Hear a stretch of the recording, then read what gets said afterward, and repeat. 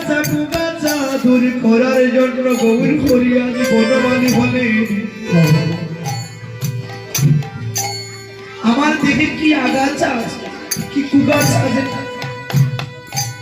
যেগুলো পরিষ্কার করার জন্য গৌর হরিয়াজ বনমালী হয়ে আসে। এই যে আমাদের দেহে আগাছা কুগাছা গুলো হচ্ছে মান অভিমান অহংকার ঘৃণা লজ্জা অধর্ম অভক্তি কৃষ্ণ বিমুখ মনের ভিতরে যে ময়লাগুলো আছে যেগুলো আমাকে কৃষ্ণ ভজন থেকে দূরে রাখে যেগুলো আমাকে ভজনের পথে যেতে দেয় না যেগুলো আমাকে কৃষ্ণ কৃষ্ণ কৃপা লাভে বাধা দে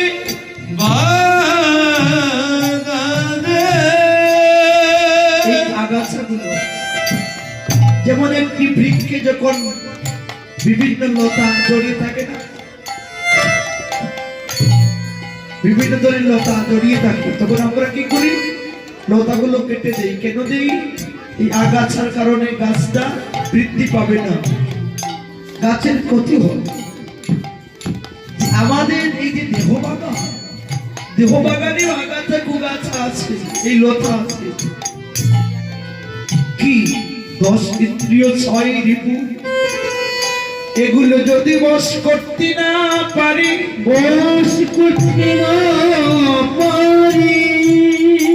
তাহলে কখনো ভজনের মধ্যে অগ্রসর হওয়া সম্ভব।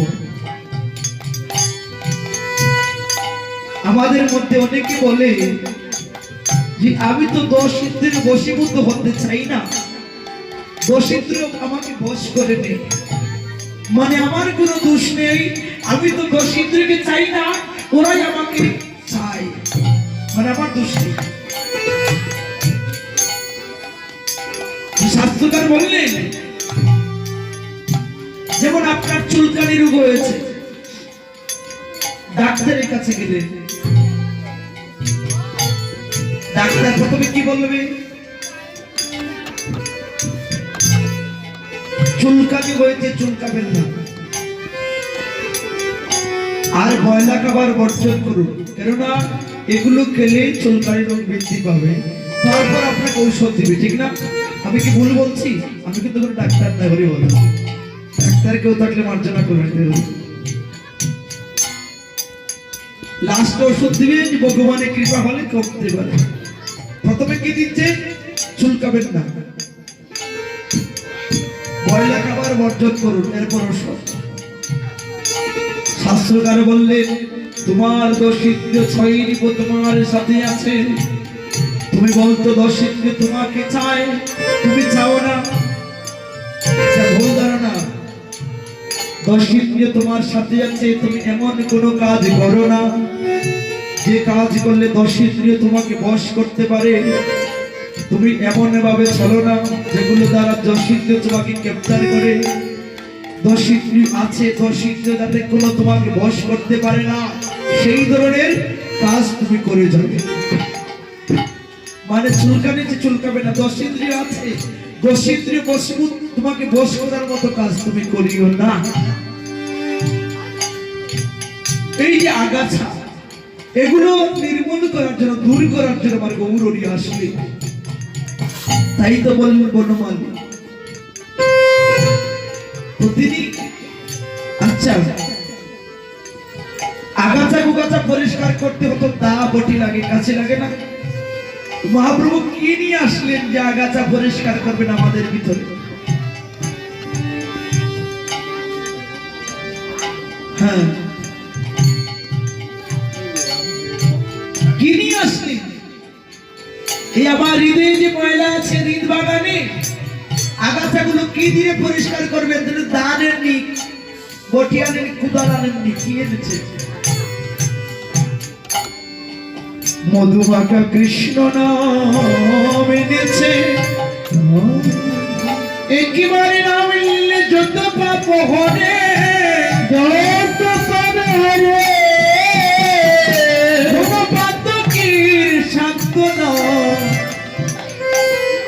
কত পাপ করে মধুমাখা হরি নাম দিয়ে আমাদের মনের ময়লা দূর করার জন্য গৌর হরি অস্ত্র নিলেন মনে হরি নাম। তাই আজ গৌর হরি খেলা করছেন সুরধনির তৈরি কি খেলা বিনোদী খেলা কিভাবে খেলা করছে বিনোদী খেলা খেলছে কিভাবে খেলা করছে নরোত্তম দাস ঠাকুর প্রেমের ঠাকুর নরোত্তম দাস ঠাকুর বললেন আমরা শতনাম পড়েছি শতনামে কিন্তু বিনোদী খেলার বর্ণনা আছে যদি উল্লেখ নেই ডাইরেক্টলি কিন্তু আমরা খুঁজে নেই নরোত্তম দাসটা 34 পদাবলী পড়েছি আমরা কদি কলিযুগে শ্রীকৃষ্ণ চৈতন্য কথা পড়েছি কলিযুগে শ্রীকৃষ্ণ চৈতন্য কথা হরে গিরিবাস প্রবন্ধে পেল কুল গরতা হরে গিরিবাস প্রবন্ধে কুল গরতা গোড়াগড়ি যায় প্রভু নিজ সংকীর্তনে গোড়াগড়ি যায় প্রভু নিজ সংকীর্তনে হরে গোড়াগড়ি যায় প্রভু নিজ সংকীর্তনে হরে গোড়াগড়ি যায় প্রভু নিজ সংকীর্তনে হরে হরি হরি হরি নামে জয় সর্বজনে গড়ে গড়ে হরি নামে জয় সর্বজনে হরে গড়ে গড়ে হরি নাম জয় সর্বজনে শরী কাঁদে প্রভু জীবের লাগিয়া শরী কাঁদে প্রভু জীবের লাগিয়া শরী কাঁদে প্রভু জীবের লাগিয়া শরী কাঁদে প্রভু জীবের লাগিয়া চেতন করায় দিনে কৃষ্ণ নাম দিয়া চেতন করায় দিনে কৃষ্ণ নাম দিয়া দুইটা কথা পেয়ে গেছি ওদের অর্থ পেয়ে গেছি পেয়েছেন আপনারা পাঠ নাই আমি বলে দিলে পেয়ে যাবে খেলা করেছেন কুল করো তালনি পেলাম না কিভাবে খেলা করেছেন কুল করো তালনি আগে বলেছি বনমালী কি দিয়ে তিনি দূর করবে যে চেতন করায় জীবে কৃষ্ণ নাম দিয়া মানে ও চৈতন্য জীবকে চেতন করার জন্য এসেছে তাই কৃষ্ণ নাম দিয়ে চেতন করে দিয়েছে মানে বাগানের কোগাছাগুলো পরিষ্কার করে দিয়েছে তাই গৌর হরি হরি বল গৌর হরি বল এভাবে খেলা করছে আবার বলে ওরে খেলা নবীনধ খেলা ওরে খেলা নবীনধ আমার ঘোড়া বন মালি খেলা নবীনধ খেলা আমার ঘোড়া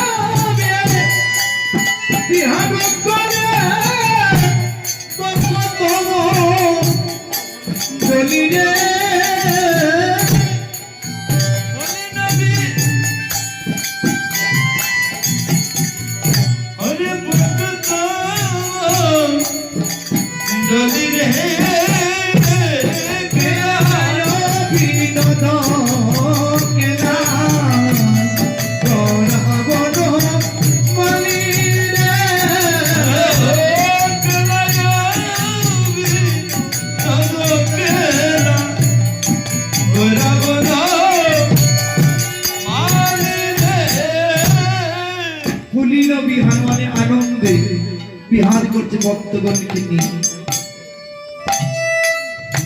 এমন হরিনামের খেলা চলছে গৌর হরি নদিয়ার মাঝে খেলতে খেলতে হঠাৎ গগনে চেয়ে দেখে বেলা হলো মানে কি গগনে বেলা নেই এবার ঘরে ফিরে যেতে হবে কেননা গৌর হরি যখন সকালবেলা মায়ের কাছ থেকে বিদায় নিয়ে এসেছিলেন মাকে কথা দিয়েছিলেন যে আমি সূর্য উদয়ের পূর্বে তোমার ঘরে ফিরে আসবো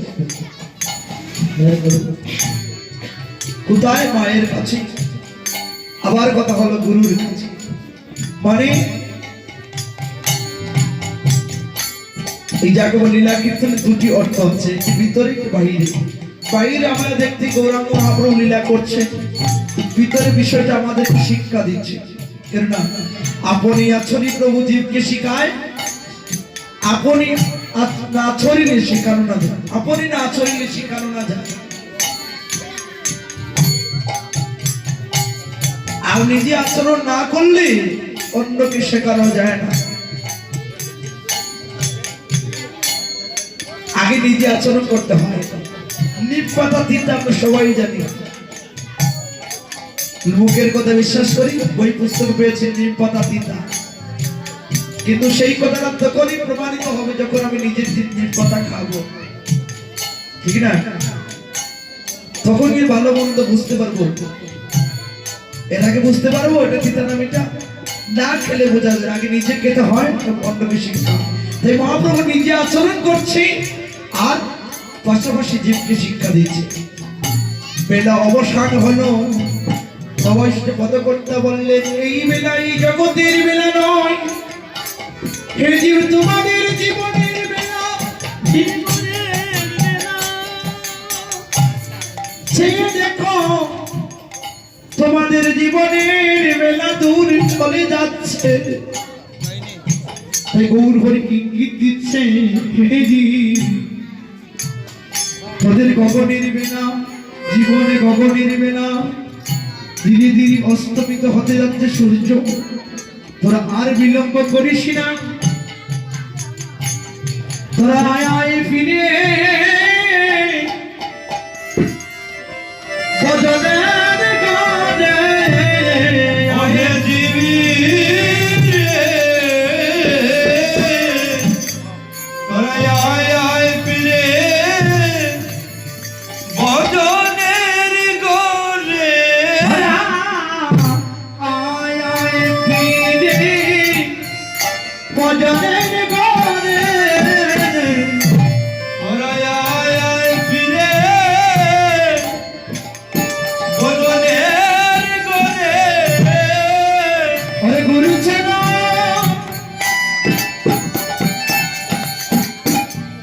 আসি নয় পরে, তোরা আয় আয় ফিরে ভজনের গানে। ওরে গুরু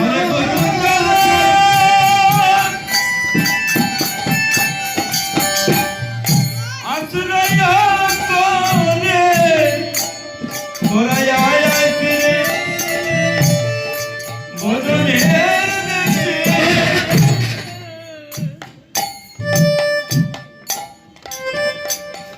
কি বলছি? আয় আয় ফিরে ভজনের গড়ে, কিভাবে গুরুচরণ আশ্রয় করে। গুরু থইয়া গোবিন্দ বজে, সেই পাপী নরকে মজে। আমি আগে বলছি বচন, বচনের জন্ম, বচনের 64টি অঙ্গ। প্রথম অঙ্গ হচ্ছে গুরু আশ্রয়, এরপর গুরু দীক্ষা, এরপর গুরু শিক্ষা, বাকি বাদ বাকি। প্রথমে কি গুরু আশ্রয়, এরপর গুরু দীক্ষা। আমরা কি করে ডাইরেক্টলি গুরু দীক্ষা নিয়ে পাত্রের ছিদ্র আছে কিনা না বিচার না করে জল ঢাললে ঠিক বাবা? পাত্রের বিচার না করে জল ঢাললে কি জল ঢালা উচিত? হ্যালো হ্যালো, তাই পাত্র বিচার করতে হয়। যার জন্য আগেকার সময় আমরা মহাভারত দেখেছি, যে কৌরবরা পাণ্ডবেরা গুরু আশ্রয় কতদিন দেখেছি, সেখানে থেকে শিক্ষা লাভ করেছিল, দীক্ষা লাভ করেছিল। আমরা তেতাজুলি দেখেছি রামচন্দ্র গুরু আশ্রয় দেখেছিলেন। গুরু আশ্রয় নিতে হবে। আমরা আরোহীর গল্প শুনেছি বই পুস্তকে, পড়াশোনার জগতে আমরা আরোহী শিষ্য আরোহীর গল্প শুনেছি। গুরুদেব বলেছিলেন,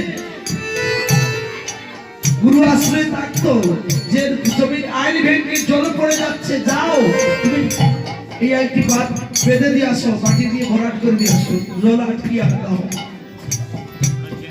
কিন্তু সে গিয়েছে গুরু আদেশ পালন করতে, কিন্তু কিছুতেই বাঁধতে পারছে না। আইটি মানে জলের যে গতি সে মাটি দিয়ে আটকাতে পারছে, কিন্তু গুরু আদেশ কি জল আটকাতে হবে। তাই সে নিরুপায় হয়ে নিজে এই গাড়ির মধ্যে শুয়ে রয়েছে। জল আসছে তাই গৌর হরি হরি বল। জয় রাধে দাদা, হরে কৃষ্ণ, হরে কৃষ্ণ, জয় রাধে, জয় রাধে, জয় গুরু, জয় রাধে, কি বললে আরো নেই গুরু আদেশ রক্ষা করতে। দেখেন গুরু আসছে সম্পর্ক কি। আর এখন গুরু আসলে বাড়িতে শুধু তুই দীক্ষা নিয়ে নিলাম, তাই শাস্ত্র বলছে গুরু আশ্রয়, এরপরে গুরু দীক্ষা। গুরু দীক্ষা তো সহজ নয়। গুরু আশ্রয় করে ভজনে জগতে আয়, এরপর দীক্ষা। গুরু দীক্ষা করা কি তো সহজ? শুধু কর্ণে মন্ত্র নিলে দীক্ষা হয় না। মন্ত্রের প্রতি যদি আমার অনুরাগ না থাকে, গুরুর প্রতি যদি ভক্তি না থাকে,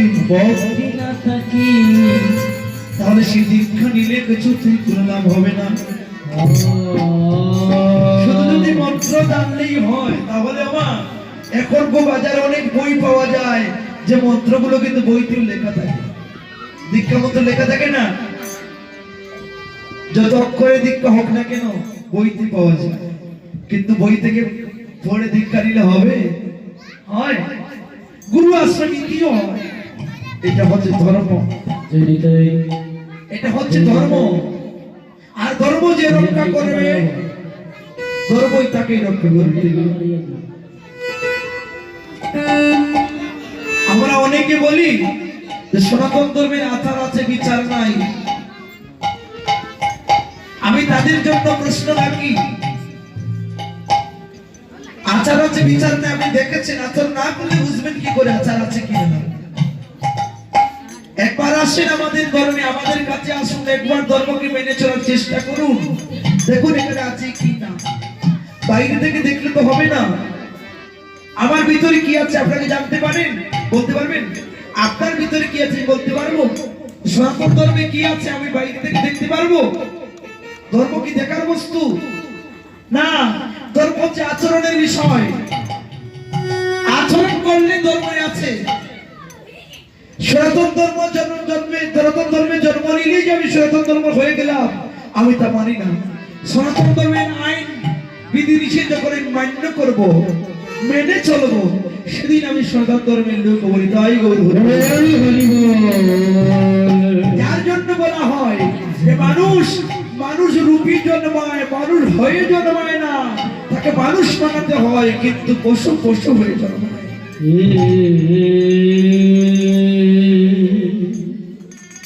পশু হয়ে জন্মায়, কিন্তু মানুষ রূপে জন্মায়, কিন্তু মানুষ হয়ে জন্মায় না, তাকে মানুষ বানাতে হয়। দেখবেন আমাদের গ্রামাঞ্চলের লোক, আপনার অনেকের বাড়িতে গাভী আছে না, গরু আছে? আমি চলিত ভাষায় কথা বলি, গরু আছে। তো গাভী যখন বাছুর প্রসব করে, বাছুর যখন প্রসব করে, দেখবেন 8 ঘন্টার ভিতরে বাচ্চাটা হাত নাচতে পারে, চলতে পারে, খাইতে পারে। এই বাচ্চাটি দুধ খেতে পারে। কেউ কি শিখাই দিতে হয়? কিন্তু একটা মানুষের বাচ্চা জন্ম নিলে মাটিতে রাখবে না, ঠান্ডা লেগে নিউমোনিয়া হয়ে যাবে। এখন তো কাছের ঘরে রাখা হয়, হিটের ঘরে, ওই হসপিটালে কত সযত্নে রাখা হয় কৃত্রিম প্রযুক্তিতে। তাকে কত যত্ন করে তিলে তিলে বড় করলে, হাঁটি পা করে হাঁটা শেখানো হয়। ও আর রসই দীর্ঘই বলে ও আ বর্ণমালা শেখানো হয়। মা ডাক, বাবা ডাক, ভাই ডাক, এমনি ডাক শেখানো হয়। তাহলে মানুষ বানানো হচ্ছে না? তাকে কি করছে? মানুষ বানানো হচ্ছে। এখন যদি একটি কুমার একটি পাতিল তৈরি করার সময় যদি একজন বাঁকা রেখে দেয়, পাতিল তৈরি করে বাঁকা রেখে তৈরি করে দেন, তাহলে কিছু কখনো সোজা করতে পারে? পরে তৈরি করার সময় যদি বাঁকা করে রাখে তাহলে ঠিক করে দেওয়ার পরে ঠিক হবে না। তাই মায়েরা বাবারা সন্তানকে মানুষ বানানোর সময় যদি সঠিকভাবে না বানায় পরবর্তীতে সন্তানের জন্য কাঁদতে হয়। সন্তানকে ঠিক করা যায় না, তাই শুরুতে ঠিক করতে হয়। এই মানুষ বানাতে হয়। বলা হলো কি আমি তো মানুষ, আমার আপনার সবাই তো মানুষ, ঠিক না? আপনার হাত পা আছে, আমার হাত পা আছে, কিন্তু না, সনাতন ধর্ম বলছে প্রকৃত মানুষ হতে হলে আপনাকে 5টি গুণের অধিকারী হতে হবে। ভালো কথা বললে ভালো লাগে, কারণ এখন তো ফরমালিন যুক্ত খাবার কে আমাদের অভ্যাস হয়ে গেছে। ভালো কথা আমাদের ভালো এরা দেখি কি রাখবে। আজ দাঁড়িয়েছি কিছু কথা বলার জন্য। আমি বাস্তবিক গান গাইতে পারি না, দেখেন কণ্ঠে জোর নেই, কীর্তন তো আছে, কণ্ঠে জোর নেই, মস্তিষ্কেও কিছু নেই, হৃদয়েও কোনো কিছু নেই।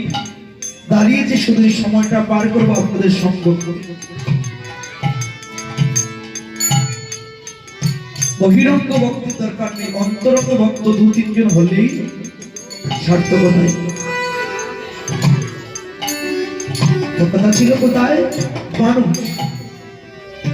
আমরা হাই স্কুলে যারা পড়াশোনা করে 6 বা 7 বা 8 পাবেন, আছে কিনা জানি না, ধর্ম শিক্ষায় আছে।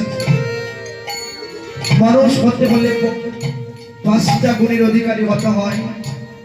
কি বলা? হিংসা না করা, চুরি না করা, সত্যবাদী হওয়া, সংযমী হওয়া, পবিত্র থাকা। এই 5টি গুণ যার ভিতরে আছে মা, সে কি অধার্মিক হতে পারবে? প্রকৃত মানুষ হবে। আর প্রকৃত মানুষ হচ্ছে প্রকৃত সাধু, প্রকৃত বৈষ্ণব, প্রকৃত ধার্মিক, প্রকৃত ভক্ত। তাই ভক্ত হতে হলে আগে আমাকে প্রকৃত মানুষ হতে হবে, মনুষ্যত্বের অধিকারী হতে হবে।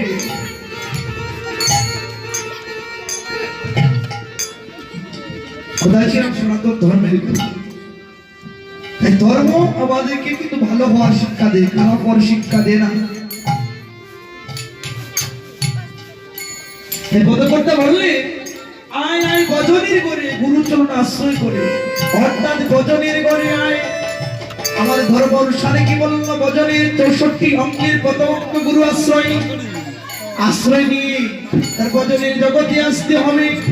ওরে আয় আয় গজনের, আয় আয় গজনের করে আয় রে, আয় আয় আয় গজনের করে আয় রে, ওরে গুরুচরণ আশ্রয় করে আয় আয় গজনের করে আয় রে, হরে গুরুচরণ আশ্রয় করে করে আয় আয় গজনের করে আয় রে। গুরুচরণ আশ্রয় করে, গুরুচরণ আশ্রয় তো সহজ নয়। গুরু দীক্ষা নেই, গুরু কৃপা। এখন আমি নিন্দা করছি না, আমার শাস্ত্র বলছে দীক্ষা নিতে সদ্গুরু চাই, যার তার কাছ থেকে দীক্ষা নিতে হবে না।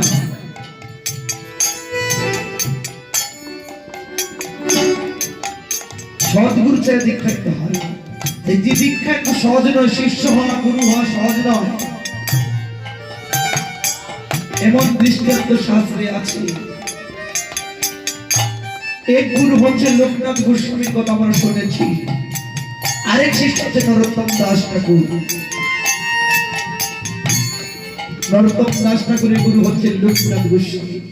তাদের যদি মহিমা কৃতি আলোচনা হয়, যদি একেবারে মনের ভিতরে জাগে, তো নিজেকে পশুর থেকে আরো অধম মনে হয়। যে গুরু কৃপা পাওয়ার জন্য নরোত্তম ঠাকুর কিনা কি করেছে, এমন শিষ্য এই জগতে আছে কিনা সন্দেহ।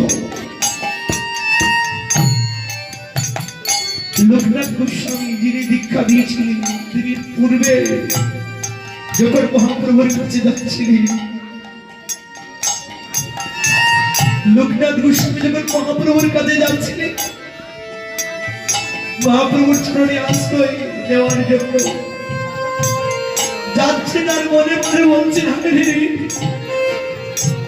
মহাপ্রভু তো আমাকে কখনো দেখে নাই, মহাপ্রভু তো আমাকে কখনো দেখে নাই, আমি গেলে তো আমাকে চিনতে পারবে, আমাকে চিনতে পারবে। দেখেন কত দুর্বল, কত নিচ মনের মানুষ মহাপ্রভুর কাছে যাচ্ছে, বলছে আমাকে তো মহাপ্রভু দেখে নাই, আমাকে চিনতে পারবে। যখনই মহাপ্রভুর আঙ্গিনায় গিয়ে লোকনাথকে পৌঁছেছে, অমনি মহাপ্রভু মন্দির থেকে বের হয়ে লোকনাথ গোস্বামী যাওয়ার পূর্বে রাস্তায় দাঁড়িয়ে গিয়ে বলছে, আয় আয় লোকনাথ, আমি তোর জন্য পথ চেয়ে বসে আছি, তুই কখন আসবে? ভক্ত গোবিন্দের কেমন সম্পর্ক দেখো।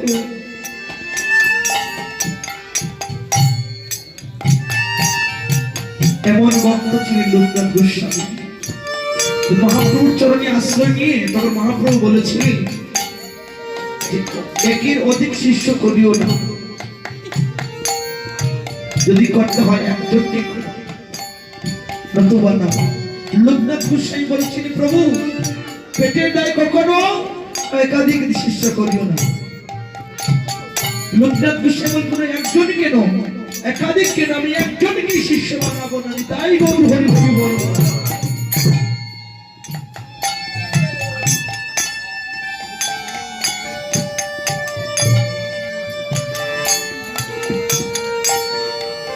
সেই লোকনাথ গোস্বামী স্বপ্ন যুগে দর্শন হয়েছিল নরোত্তম দাস ঠাকুরের, যে তিনি বৃন্দাবনে গিয়ে লোকনাথ গোস্বামীর কাছ থেকে দীক্ষা নেবেন। লোকনাথ গোস্বামী ছুটে গিয়েছিলেন, নরোত্তম দাস ঠাকুর ছুটে গিয়েছিলেন কোথায়? সে নরোত্তম লোকনাথ গোস্বামীর কাছে। কিন্তু না, লোকনাথ গোস্বামী বললেন, না, আমি তোমাকে শিষ্য বানাতে পারবো না, আমার শিষ্যের দরকার নেই, আমি শিষ্য বানাবো না, তুমি চলে যাও। কিছুতেই লোকনাথ গোস্বামী মানছে না। কিন্তু নরোত্তম দাস ঠাকুর, আমাদের এই জগতে যদি এমন কেউ যদি কোনো গুরুর কাছে দীক্ষা নিতে যায়, গুরু যদি ফিরিয়ে দেয়, তাহলে আমরা কি করি? গুরুর তো ভাবনে আরেক গুরুর কাছে দীক্ষা নিয়ে যাবো, এমন তো মানুষ হয় না? বর্তমানে চলছে এরকম, যে একজন ফিরিয়ে দিলে কি হবে, গুরুর প্রভাব নেই, আমি অন্যজনের কাছ থেকে দীক্ষা নিব। কিন্তু নরোত্তম দাস ঠাকুর তা করলেন না। তিনি বললেন, আমি আপনার কাছ থেকে দীক্ষা নেব, আপনাকে একদিন না একদিন আমাকে দীক্ষা নিতে হবে। তাই পিছপা হলেন না। তিনি কি করতেন দেখেন মা, গুরুর কৃপা লাভ করতে হলে কি করতে হয়? যেখানে লোকনাথ গোস্বামী বাহ্যকৃত করতেন, মল ত্যাগ করতেন, নরোত্তম দাস ঠাকুর তিনি লোকনাথ গোস্বামী আড়ালে লুকিয়ে গিয়ে সেটা মার্জনে করে দিতেন। এমন শিষ্য কয়জন আছে জগতে, এমন শিষ্য কয়জন আছে জগতে, যে গুরু কৃপা লাভের জন্য গুরুর বাহ্যকৃত করা মলকে সে বর্জন করে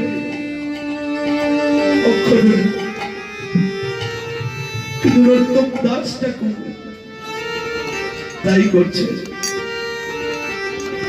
কিছুদিন গত হওয়ার পর লোকনাথ গোস্বামীর মনে মনে প্রশ্ন জাগল, কে এই জায়গাটা পরিষ্কার করে? হাত এত বড় সাহস, স্পর্ধা। তাই একদিন তিনি বাহ্যকৃত করার পরে গাছের আড়ালে লুকিয়ে রইলেন, দেখি কে পরিষ্কার করতে আসে।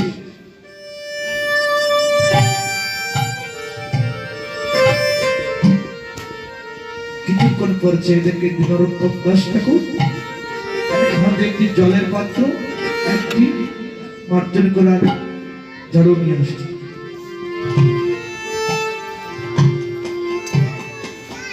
যখন এই মার্জন করতে যাবে লোকনাথ গোস্বামী দৌড়িয়ে ধরলেন, এই তোমার এত বড় স্পর্ধা, তোমার এত বড় সাহস, তুমি কেন এটা পরিষ্কার করছো? গুরুদেব, যদি ভাই আমায় তোমার চরণে আশ্রয় না দিলে, যদি বা তোমার চরণে আমাকে আশ্রয় না দিলে, তোমার সেবা করা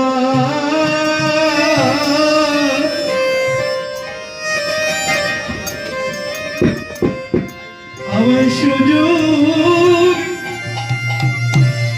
সুযোগী দাও, তোমার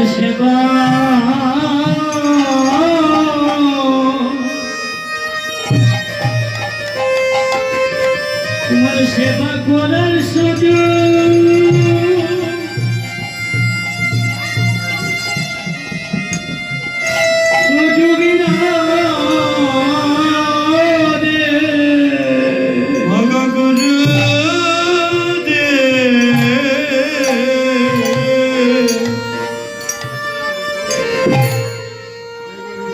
তোমার যদি সেবা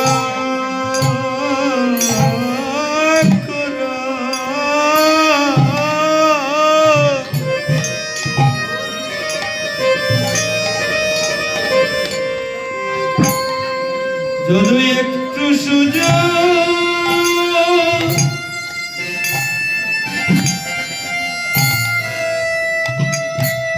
আমায় একটু সুযোগ দাও,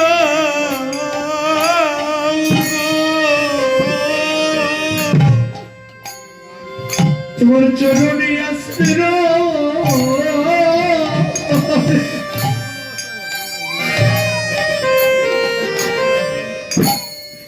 আশ্রয় নাই বা দিলে,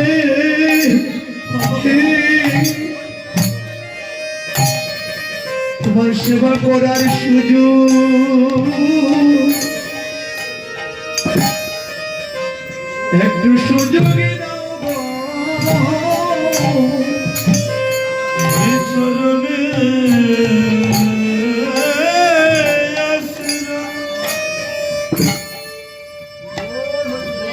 যদি নাই বা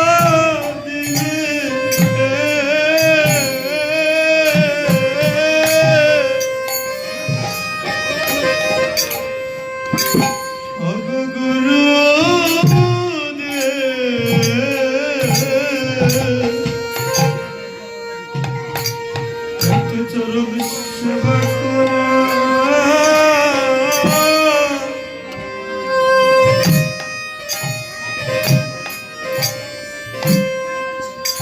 আমায়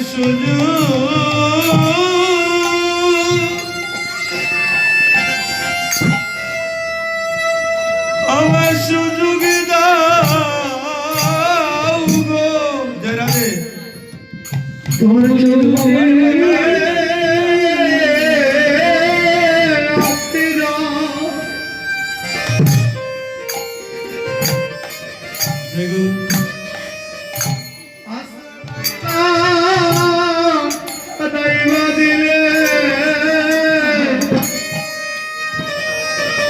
তোমার সেবা করা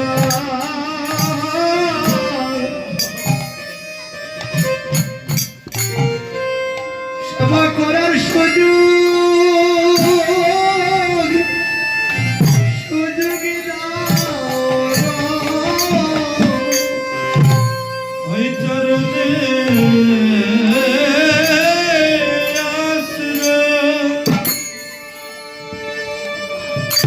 যদি নাই বা দিলে,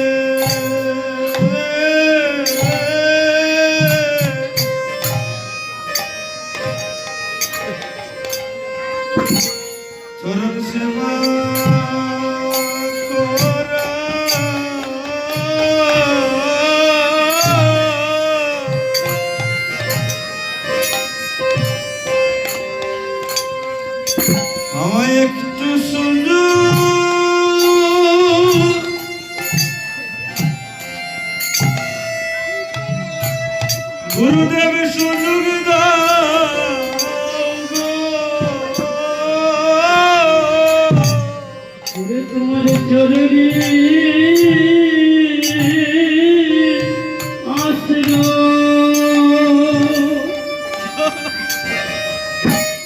চরণে আশ্রয় নাই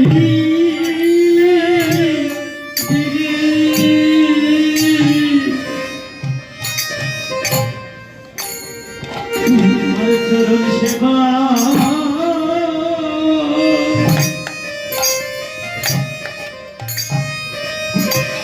চরণ সেবা করো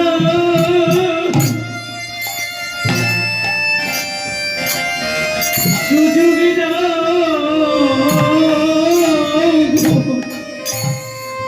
তোমার ওই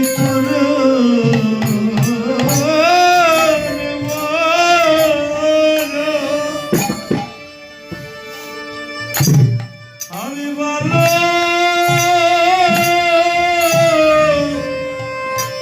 ভালোবাসি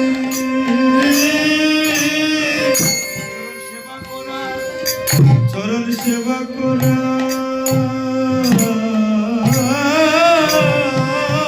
রে কিট্টু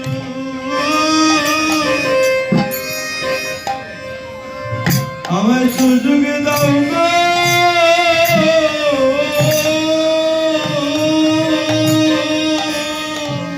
আমি তোমার চরণে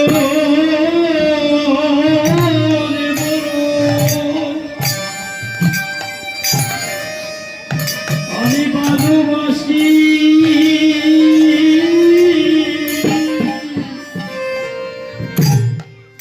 তোমার চরণে সেবা করা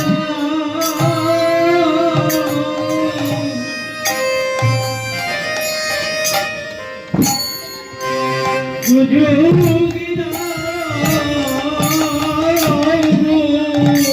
বড় আশা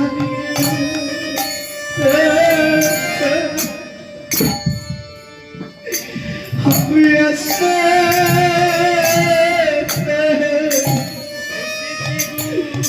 এসেছি গো গুরুদেব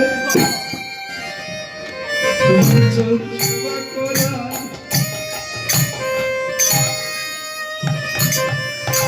একটু সুযোগ আমার সুযোগে দাও বলে আসো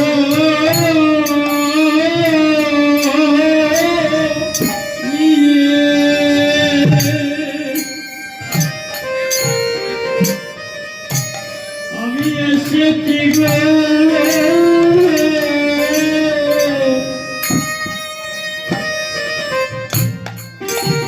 তোমার চরণ সেবা করো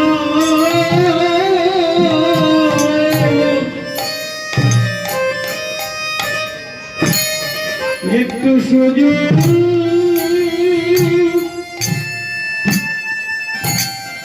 সুযোগী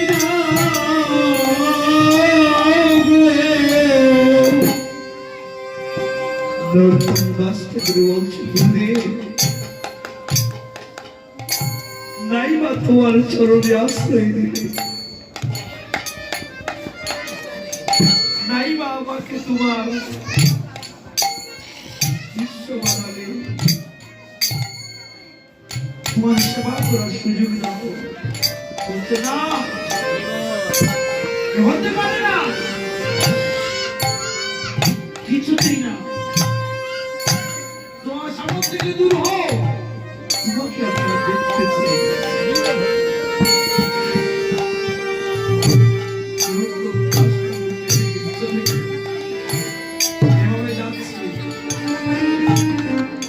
গতকালকে গুণমান লোককে দুঃসমে পূজা করার যেত দ্রব্যগুলো ধুয়ে দিতে পারে ফুল তুলে দিতে সব জন্য গোস্বামী গুরুদেবের আড়ালে হতো একদিন লোকনাথ গোস্বামী মন্দিরে গোপীনাথের সেবা দিচ্ছিল দরজা বন্ধ করে